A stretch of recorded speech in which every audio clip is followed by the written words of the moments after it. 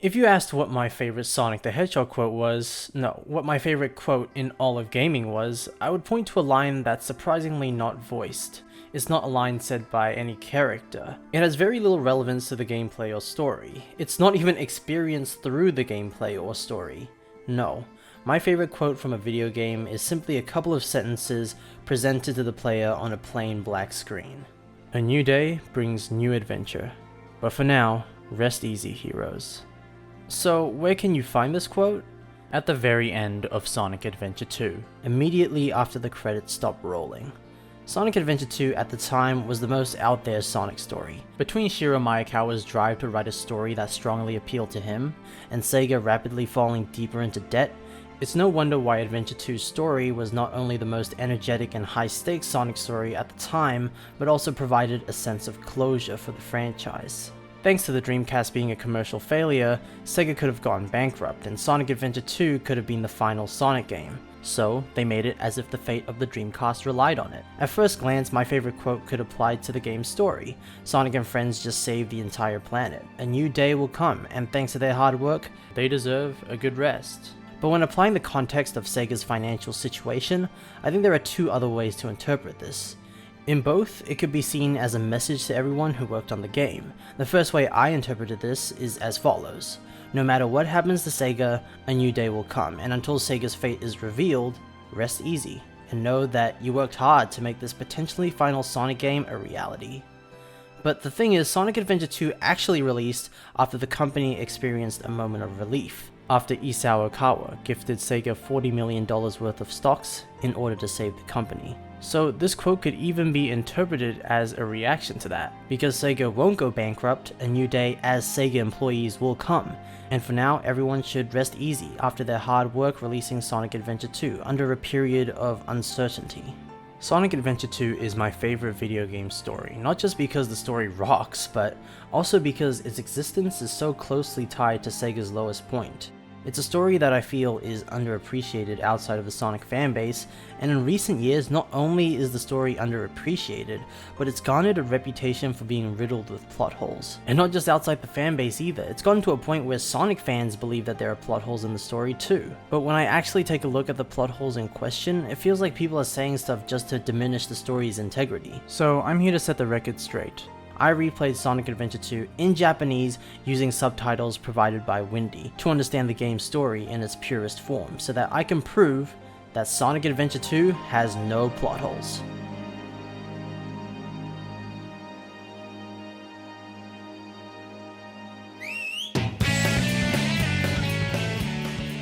I think I want to firstly establish that I don't think Sonic Adventure 2 is a perfect or even award-winning story by any means. This story, along with many Sonic stories at the time, was written by a game developer, not professional writers.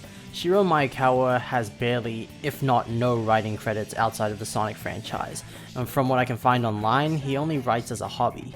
That being said, he's clearly a very creative individual, and I genuinely do believe that despite his shortcomings as a writer, Sonic Adventure 2 has a very well thought out story, and its biggest issue comes from its inability to convey information rather than lacking that information outright.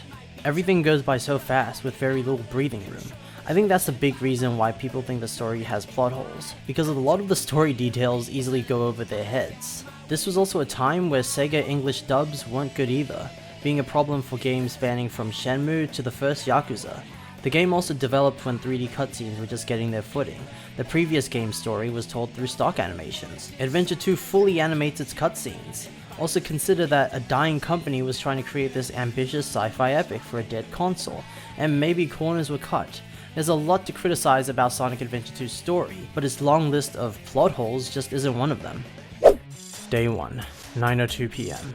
The story begins with Eggman breaking into Gun's base located on Prison Island, led by a recently obtained diary that belonged to his grandfather, Gerald Robotnik. He finds Shadow sealed away just as the diary had explained, and uses a Chaos Emerald to free him. As thanks for being freed, Shadow offers to help Eggman take over the world. But little does he know, Shadow is just using him. Shadow asks Eggman to meet him on the Space Colony Ark and to bring Chaos Emeralds with him. Day 2, 11:08 AM. Knuckles catches up to Rouge after she had stolen the Master Emerald from Angel Island, while the two bigger Eggman drops in and nabs the emerald. He wasn't in need of the Master Emerald, but accidentally picked up on its signal while searching for the Chaos Emerald, so he decides to try and take it anyways. Knuckles then shatters the emerald to prevent Eggman from stealing it, and thus begins Knuckles and Rouge's search for the Master Emerald shards. 1:27 PM. Sonic has been arrested by Gun and is being flown to Prison Island. Obviously, being the rebellious spirit that he is, he takes things into his own hands and breaks out. In a desperate attempt to recapture Sonic, Gun starts causing a scene. They block off roads and send in a giant truck after Sonic with no regard for people's lives or property. Sometime that night, Shadow steals a Chaos Emerald from the bank. This is when he has his first flashback to Maria's death. A gunshot is heard before the visuals kick in. There's a raid going on. Maria leans against the control panel. She's already been shot and her time is up. So instead of escaping with Shadow, she tricks him into escaping to Earth alone, but not before asking Shadow to do one thing for her. I think a lot of people question how Shadow could possibly misinterpret Maria's words here as asking for revenge. She says to do something for the people of the planet, right? If you do something for someone, what she asks for has to benefit them, right? This is where we run into our first localization issue. This scene very heavily relies on how the Japanese language works, and in the Japanese script, the way they say for the people can apply to actions that both positively or negatively impact the people. Think of it like this: enact a revenge on the people of this planet and give hope to the people of this planet. You see the to and on there? In Japanese, it's combined into one single word that can apply to both sentences. In this case, it's ni. So you keep the action ambiguous and suddenly it can be a good or bad thing that Maria has requested. And because it's confirmed that Gerald had control over Shadow's memories and, I'm sure by extension, his emotions, Shadow, in a fit of rage fueled by his naivety never being on Earth before, and a little bit of brainwashing from Gerald, projected Gerald's lust for revenge onto Maria. Sure, it's not logical based on who Maria is as a person, but with the brainwashing and the fact that Shadow has been in stasis for 50 years, I'm sure his brain is a bit funky at this point. After recalling that traumatic night, Shadow begins toying with the gun forces before flexing his prize. That's when Sonic runs into him. I think this is a good time to bring up that Sonic Adventure 2 is written in a way that respects the characters' perspectives. One thing I really love about Sonic stories as a whole is that when you play Sonic's part of a story, you never get the full picture. It's underwhelming in a way, but underwhelming because Sonic doesn't know anything, so you don't by extension. And realistically, Sonic just doesn't care. He's too busy stopping Eggman or saving a princess. And here Sonic claims that Gun has mistaken him for Shadow. But he makes that claim with very little evidence. It's an opinion that could possibly be incorrect. In the Japanese dialogue, Sonic even says, "I'm the one being chased instead of you," implying that he doesn't believe Shadow is being apprehended when in reality both hedgehogs are being chased. Shadow is top secret and they don't want knowledge of their weapon out there. While this is simply just a theory, their plan could be to capture both hedgehogs and report publicly that it was Sonic who committed all the crimes instead of Shadow. It wouldn't be surprising thanks to their history of pinning blame on others, and they already have the ball rolling with that because news channels have begun reporting that Shadow is Sonic. At the end of the day though, it is unexplained, but like I said, Sonic stories keep things true to the characters' perspectives. No one in the story finds out if Gun really mistook Shadow for Sonic. And even if it seems unlikely from a surface level, there are so little details on Gun's thought process that anything could have really happened. In Sonic X's adaptation of the story, they lean into the mistake aspect by claiming no one in Gun knows what Project Shadow is, and that they believe Sonic broke into Prison Island at the beginning to help Eggman. Knowledge of Project Shadow has been relegated to these shady men in black, which work hard to keep information on it from leaking.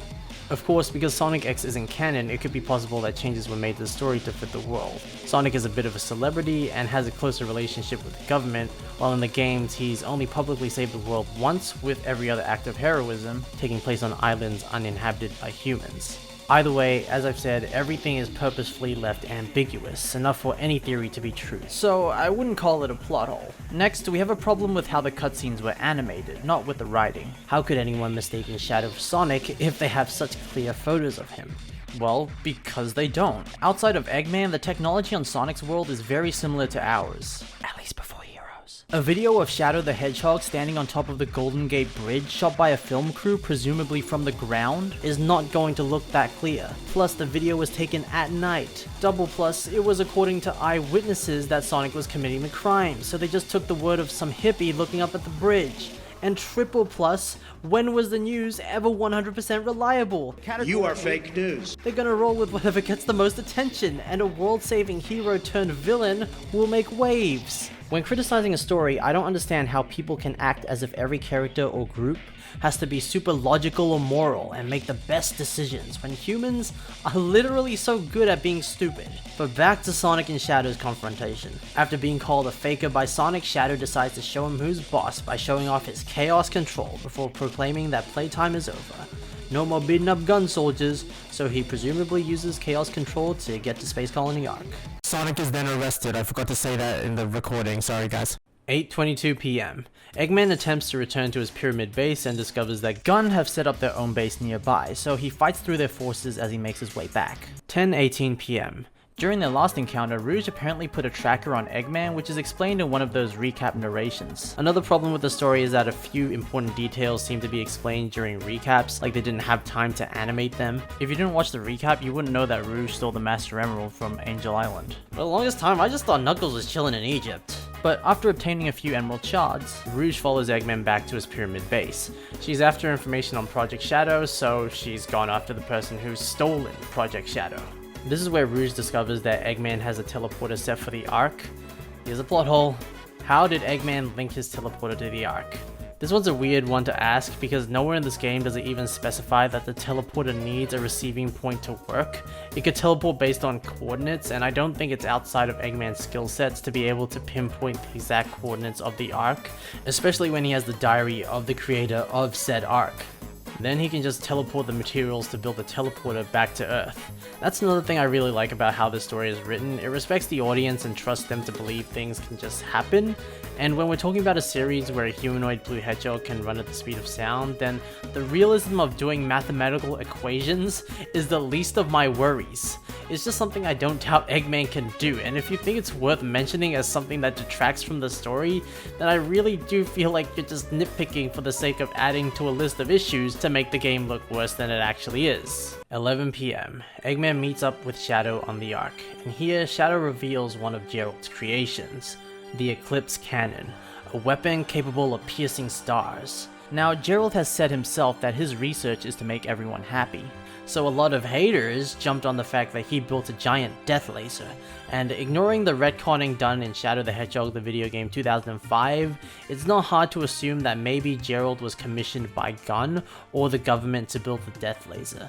Like, we're talking about a death laser being developed for a space colony. The entire thing is a residential area plus a research facility. It's property of the government. This isn't Gerald's space colony. He designed it, yes, but he doesn't own it. And if he had a desire to help humanity live among the stars, then maybe creating a giant death laser for the government was a worthy trade-off. Maria also has an incurable disease, so it's very much in his interests to stay on good terms with the government so they can continue funding his research to cure said disease.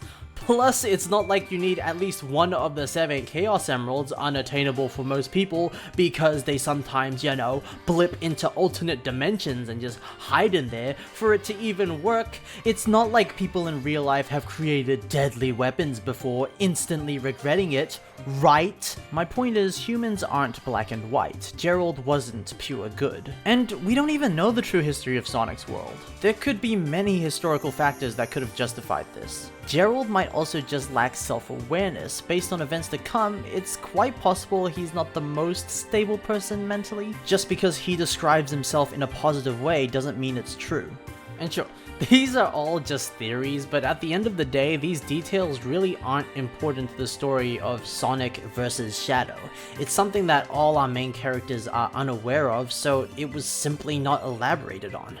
Good things come to those who wait. This video has actually been completed since the 24th of April, but I wanted to wait for some big Sonic news before I uploaded it. And lo and behold, Sonic X Shadow Generations will come with Gerald Robotnik's diary as a pre-order bonus. It confirms the theory that Gerald Robotnik visited Angel Island, although that was kind of obvious, but one paragraph actually related to why Gerald was making weapons on the Ark. It says, and I quote, "The only real concern is the source of the funding. While the United Federation supports us, most of the financing is coming from Redacted." I don't know why this is redacted, maybe it's like SCP where it's in-universe redacted, you can't read it, but it doesn't take a genius to know that the redacted word is gun. This also makes it clear that the United Federation government and Gun are two separate entities, which is important for something later on. The rest of the diary says, I have no illusions about what they'll want, but I'm building the Ark to preserve life, not end it. While I have my concerns, I'm a genius, so I'm sure I'll figure something out when the time comes. And while not explicitly said, it's strongly implied that Gerald didn't want the Ark to create weapons. So this basically confirms my theory that he was only making weapons so he could stay on good terms with Gun so that they could continue funding his research to help Maria. Continuing, Shadow explains you need all 7 Chaos Emeralds to unlock the cannon's full capabilities. And upon hearing that, Rouge reveals herself after following Eggman.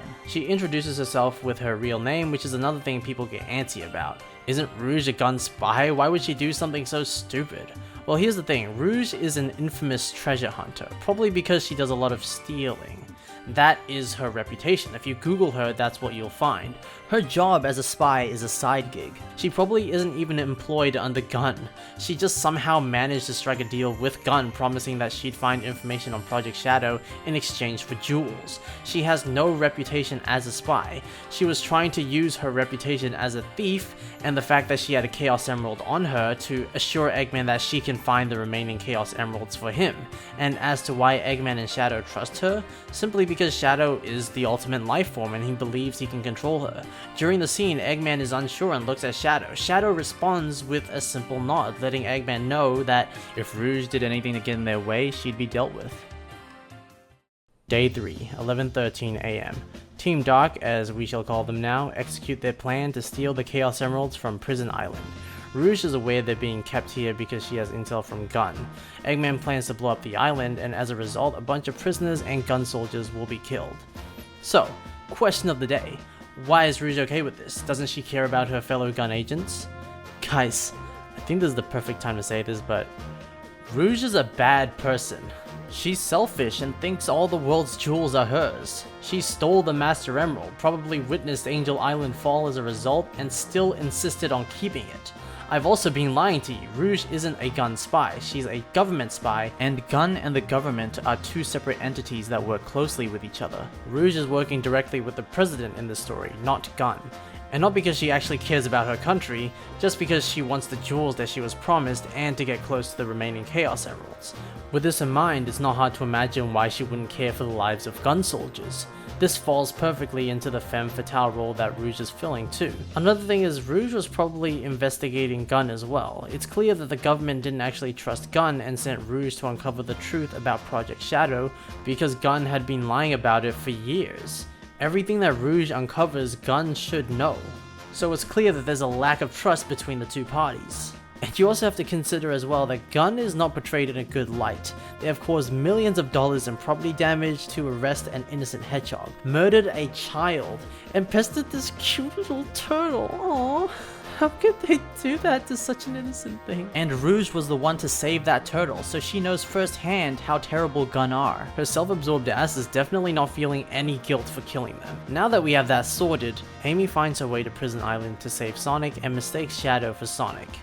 Okay guys, this is a story about a blue hedgehog. It can have cartoony gags, it's just a fun joke. You could rewrite the scene so that Amy simply just runs into Shadow by accident. It doesn't affect the plot, it's not that deep.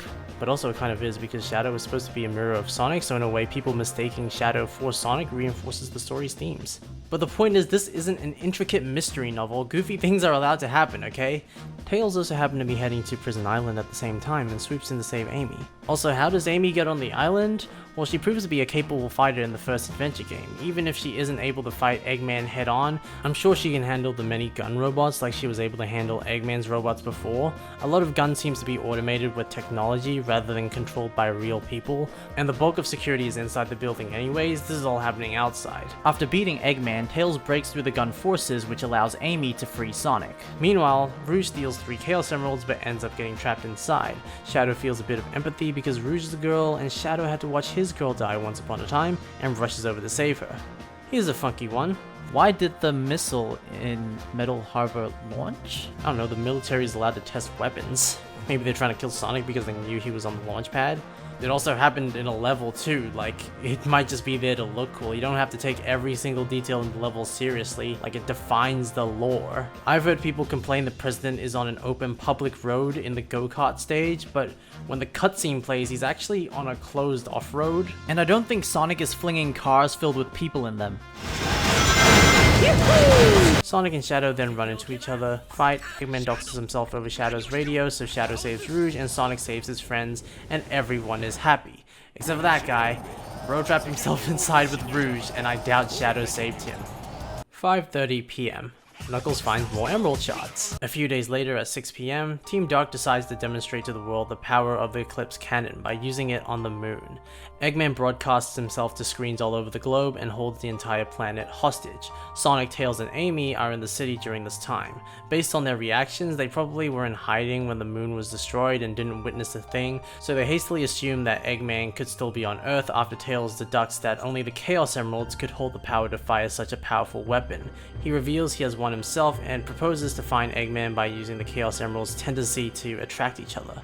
While this goes down, Gun is in panic and continues to pursue Sonic and his friends in hopes to cover up the situation as best they can. 8:21 PM. Knuckles finds more emerald shards. One day after Moon Incident, 9:03 AM. Oh shit, it's Knuckles! After an entire night of searching, Tails can't seem to find a trace of Eggman, concluding that he must be in outer space. So he hacks the government computers in hopes of finding communication logs with Eggman, since they'd probably be negotiating. After discovering that the president is currently in a Discord call with Eggman, Tails drives off to find the president to trace Eggman's call. Oh, poor Eggman, bested by an 8-year-old fox. If only he had subscribed to today's sponsor, Express. Nah, I'm just kidding. So Sonic and Tails interrupt the call. Alright, time to marathon through some plot holes. Why don't the world's governments seem to care about the current situation? I think this is a misconception from the English dub where Shadow says that their threats fell on deaf ears, but the Japanese dialogue says the negotiations failed. Cause you know, Sonic and Tails ended the call. Another one. Why does Eggman want to destroy the Earth if he wants to rule it? Where will he live? This is a complaint I hear really often, but Eggman clearly tells the president that his country will cease to exist in 24 hours. He's only willing to fire at America, guys. Like, genuinely, how stupid can people be? Why does everyone's media literacy instantly drop when dealing with Sonic the Hedgehog? But you know, when Spider-Man No Way Home comes out, all the plot holes are ignorable, because they have the funny Spider-Man on screen. I hold a big grudge against how people enjoy their entertainment, if you couldn't tell, guys. Why does Eggman need the 7th Emerald? Shadow literally explains that the cannon won't fully charge in time without the 7th Emerald. That being said, it can still fire, it just has lesser strength. They technically don't need the 7th Emerald, but it wouldn't hurt to just have it, and it was Shadow who suggested finding it because he literally has ulterior motives. Why doesn't Eggman read the news and know that Tails has the last Chaos Emerald? Bro, Eggman has so much machinery to maintain, give him a break. Plus, the article was probably just in a small newspaper while there were bigger things going on, like the entire city having to be rebuilt after a water kaiju destroyed it. It's an easily drowned out article, and only one Rouge would know of thanks to her special interest in gems. I also think people may look at this from a modern perspective. The internet and social media wasn't as big back then, so I could easily imagine a busy boomer man like Eggman overlooking the idea of just Googling Chaos Emerald or an 8-year-old child's name every day. So in search of Tails for his Chaos Emerald, Rouge and Shadow tail the now formed Team Hero. But ironically, Team Hero is headed for Eggman's pyramid base to steal his space shuttle because Knuckles saw Eggman and Rouge entering it off screen. People get a little antsy about this too because it's so oddly convenient, but the story could have easily been changed to Sonic stealing from NASA or something. It was just to reuse the pyramid assets. And plus, it's more fun stealing from Eggman than NASA, especially with the whole Eggman disturbing a tomb theme going on with the ghosts and all that. And because Eggman loves launching his head into outer space, it isn't illogical for Sonic to presume Eggman would keep spaceships in his major hideouts. 2 hours and 11 minutes until the Eclipse cannon fires. In the middle of outer space, the space shuttle hits an asteroid and the cargo doors open, causing the emerald shards Knuckles had put down to fall into outer space and land on the Ark. I've heard some people complain that Knuckles putting down the emerald shards doesn't make any sense, and I understand that Knuckles can absorb the shards so he has no reason to put them down, but the complaint feels, again, so nitpicky. Like, I can believe Knuckles just wanted to see them in person and just put them down. I check my bag sometimes in case I forgot something. And they're on a space shuttle, there's no urgency, no one can steal them, so he had no reason to reabsorb them. It doesn't really need explaining, just let your imagination fill in the gaps. Plus, it was just a fun excuse to squeeze in another Knuckles and Rouge stage, otherwise it would just skip to the boss fight where Knuckles would take the rest of the emerald shards back from Rouge. It has very little bearing on the plot because Knuckles would just split up from the gang anyways. On the Ark, Tails explains to Sonic and Amy the plan. He had a fake emerald on him the entire time, which can absorb the energy of real emeralds nearby and use the energy to explode. While the reveal of the emerald can be kind of out there, it's definitely not out of character for Tails to do something like this, and the emerald was pretty useless prior, outside of being a power source. Plus, with the existence of chaos drives, power sources derived from chaos emeralds created by Gerald over 50 years ago, which are littered across the game because Gun continues to piggyback off of Gerald's research. It's not surprising Tails has a similar creation. The only real issue I have with the fake emerald is that it was created to explode. I've always interpreted this as Tails failing to make a fake emerald. I assumed the goal was to make a stable replacement emerald, but every time he'd make one, it would end up exploding. But even looking at the Japanese dialogue, he makes it sound like it exploding was intentional, so that's super convenient. It's not a plot hole. Instead, here we have our first plot convenience in its natural habitat.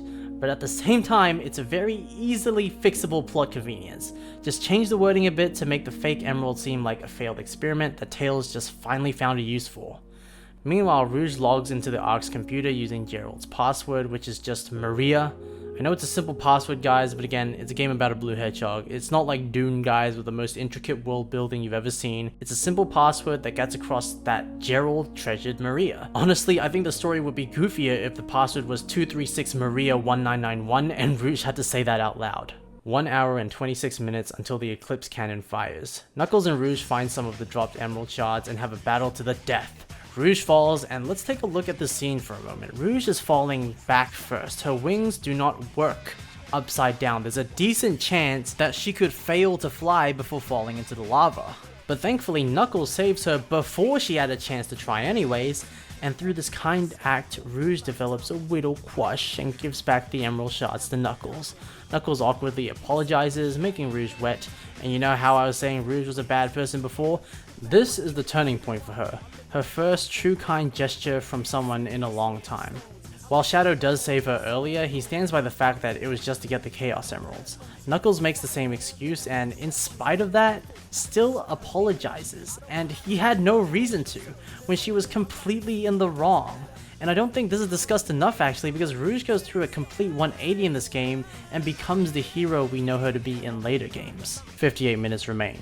Eggman detects 2 separate emerald readings. He's on to Tails' plan. But why did Team Hero bring the real emerald on board? Asks someone. Guys, it was a race against time. They were wanted by Gun. In that situation, I would not leave my powerful gem at home. 45 minutes remain. Sonic is about to blow up the Eclipse cannon with a fake emerald when he hears a struggle through Tails' walkie-talkie. From Sonic's perspective, it's not clear what's happening, but what he is certain of is that Amy is in danger. Not knowing what would happen to her if the cannon were to blow up, Sonic races to save her. 33 minutes remain. I'm sure we all know the scene inside and out. Eggman finds out that Sonic's emerald is fake and kills Sonic.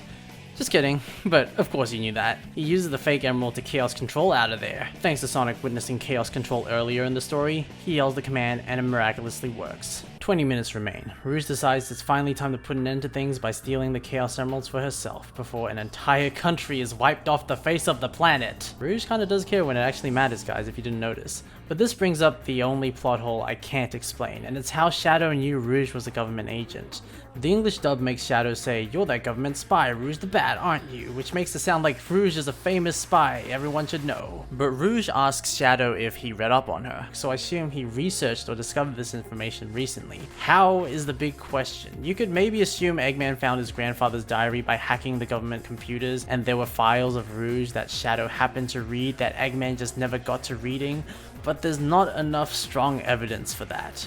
Maybe Shadow overheard Rouge talking to the president. I don't think it's impossible, but I think the evidence is a lot looser around this plot point. But this also fails to respect the character's perspectives unlike the rest of the game, because Shadow is a main character, so if he uncovers a secret, the audience should have some sort of clue at least on how he obtained such obscure information. The plot hole crowd gets maybe half a point. Good job, team. I know you'll be able to reach one whole point once you put your brain cells together. Here, Rouge reveals to Shadow that there was another ultimate life form, one that looks very different to the one standing right in front of her, the Bio Lizard. It's quite possible that Shadow's memories are fake and belong to the Bio Lizard, but Shadow assures her that even if he isn't the real deal, those memories of Maria are all that he has, so he'll stand by them. Also, Sonic is about to destroy the cannon, so Shadow has to leave. Shadow threatens to kill Rouge, by the way, which is why she doesn't go ahead and steal the emeralds, just in case a certain group of people were wondering. Personally, I wouldn't take a threat from the ultimate life form lightly.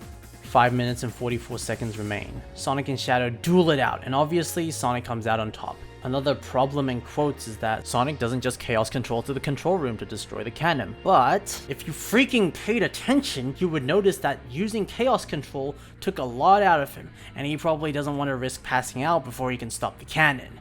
Yes, he can use it in the boss fight, but that's a significantly shorter distance, plus he only uses it when the floor crumbles beneath him. Like at that point, it's chaos control of full Earth. 40 seconds remain. From here, it's a bit uncertain how things go because Sonic Adventure 2's story is split into hero and dark stories. Probably bits and pieces of the story were modified to give Team Dark some sort of victorious feeling.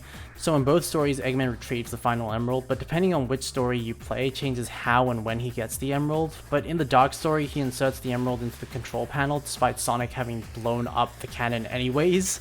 I'm guessing they wanted you to believe that Shadow wins the fight if you play the dark story. So the true canonical set of events would be that Eggman gets to the control panel and inserts the final emerald just as Sonic destroys the cannon. Post-production blue here. The fact that Tails was actually added midway into the production of SA2 probably means that Eggman beating Tails is the canonical way he got the Chaos Emerald. That also explains how the hero version of how he got the Chaos Emerald is kind of poor. Either way, the final emerald is inserted, which activates Gerald's plan to destroy all life on Earth. A message then plays on all of the Space Colony Arc screens, and because Eggman has already hacked every TV on Earth, this message echoes across the planet. Gerald did not preemptively hack every TV 50 years prior, but that begs the question, how did Gerald reprogram the Arc? This video of him is shot right before his execution.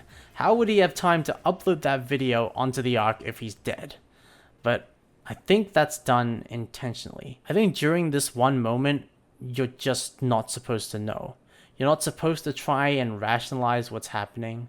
Humans have an inherent fear of the unknown, and everyone in this moment is completely left in the dark of what this man is capable of. To me, this scene is a lot more chilling if you don't know how he accomplished this feat while being dead. Gerald Robotnik was the greatest scientific genius on Earth. No one on this planet has lived up to him. He created technical marvels that could revolutionize the world, and yet the world continued without him. No one is meant to know. Like I said, what I love about Sonic stories is that they stay true to the characters' perspectives. Right now, to our entire cast, it doesn't matter how Gerald did it. All that matters is that he must be stopped. And this isn't me trying to cope, because there are supplementary materials that released explaining things that weren't mentioned in the video game, such as the fact that Maria had a disease called NIDS, or that Gerald was not just captured and executed after the Ark was raided, but there was an unspecified amount of time between his capture and execution, where he was forced to work on Project Shadow. And this opens up the possibilities of what Gerald could do. He was working on his doomsday plan under Gun's noses. And while we know for sure that the Bio-Lizard and Shadow the Hedgehog are two separate entities, a spanner is thrown in the works because Gunn has no records of what happened to Shadow's escape pod, or the finer details of the current Shadow the Hedgehog. It's possible that the modern day Shadow is a replica of the Shadow that was on the Ark. Actually, that makes so much sense because if there's no record of Project Shadow, that means no one in Gunn knows what it is. And the people who do know are probably dead or retired. So when Eggman steals Project Shadow, they think Eggman and Sonic stole Project Shadow, and the reason why they've never opened Project Shadow and checked what it is because right before his execution, Gerald was very confident that he would kill all of humanity. So it's not very hard to put together or assume that Gerald Gerald could have done something with Shadow to make his wish come true, which is why they never risked opening Project Shadow. You can tell through this information that the story was purposefully withholding details. And even with this supplementary material, it's like, okay, let me confuse you some more. I think that's part of the appeal of Sonic stories for me. They only tell you enough. They don't over-explain or waste your time with details you can easily infer. I think it's probably why Sonic has attracted so many creative people, because it encourages people to get creative. And the best example of this is with Shadow and Maria's relationship. We only get 2 scenes with Maria in the entire game. Everything else about Shadow and Maria's relationship is left a mystery, so fans have taken it upon themselves to fill in the gaps. I love seeing people interpret Shadow and Maria's life before the arc was rated. I even think it'd be sick to see a political thriller TV drama based around Gun during the events of Sonic Adventure 2. Or maybe Sega could tap into Shadow's immortality and write like a death story for Shadow taking place hundreds of years in the future in the same vein as Logan. Sonic just gets those creative juices flowing for me and many other people. I don't need to explain the rest of the story so deeply. Amy encourages Shadow to help, and together Sonic and Shadow kill the Bio-Lizard and stop the arc from causing a second mass extinction. Shadow unfortunately isn't able to handle his super form as well as Sonic, probably because it was his first time using it, but also because Shadow's mind is a mess. The Emeralds turn thoughts into power, and Sonic is the most self-actualized of the two, so of course he'd survive. But even then, he didn't have the power to save Shadow either. It took a big toll on Sonic too. By using Chaos Control, Sonic also put himself in a vulnerable position, but he was at least able to get to safety. I'm guessing based on the fact that Sonic has Shadow's limiter, he grabbed onto Shadow's wrist, attempting to pull him to a platform, but unfortunately, the limiter slipped off. Shadow falls to Earth, and the whole cast take a breather. Staring down at the planet they almost lost and reflect. In what is undoubtedly my favorite scene in any Sonic media. A somber yet hopeful tone to cap off Sonic's run as a first-party video game series. It was perfect. It is perfect. Eggman not getting arrested and all. I mean, they just saved the Earth and watched the comrade die. Is it too much to ask for the heroes to rest easy? And one final thing I'd like to say before I conclude this video is that I love how Gerald Robotnik was never even the true villain in the end. The real villain was always Gun. If you haven't already realized, this game's story is actually super politically charged. Gun isn't the final boss, they're treated more like a nuisance from a surface level, but if you think about it, they're the reason why everything went oh so wrong. They killed Maria, they drove Gerald insane, forced him into creating a weapon, and they failed to destroy the Ark knowing full well Gerald was planning to use it to end all life on Earth. But Gun is power hungry. How could they destroy such a powerful weapon? That would be a waste. And who's gonna misuse it anyways? Someone will have to not just find at least one Chaos Emerald to power it up, but calculate its location while it's disguised as an asteroid. Despite being a series about a blue hedgehog that runs fast, Sonic Adventure 2 is a sincerely written story that requires a bit of effort to fully understand. It aspires to be art. It's a cautionary tale about how the people in power can misuse their position and jeopardize our future as a collective. It's about how we shouldn't let others define us, and most importantly, how we have to grow from our mistakes. Otherwise, tomorrow will never come. He was what he was. A brave and heroic hedgehog. Sonic was able to put aside all the misdeeds Shadow had done because in that moment, as they fought together, as Shadow gave his all, knowing full well he didn't have the experience or strength to make it back alive, Sonic saw the true Shadow the Hedgehog, one untainted by Gerald's hate, and I'm sure that this pushes Rouge closer to the path of becoming a hero as well, since she knew Shadow wasn't even sure of his memories, and despite everything, he pulled through, for everyone. Sayonara, Shadow the Hedgehog.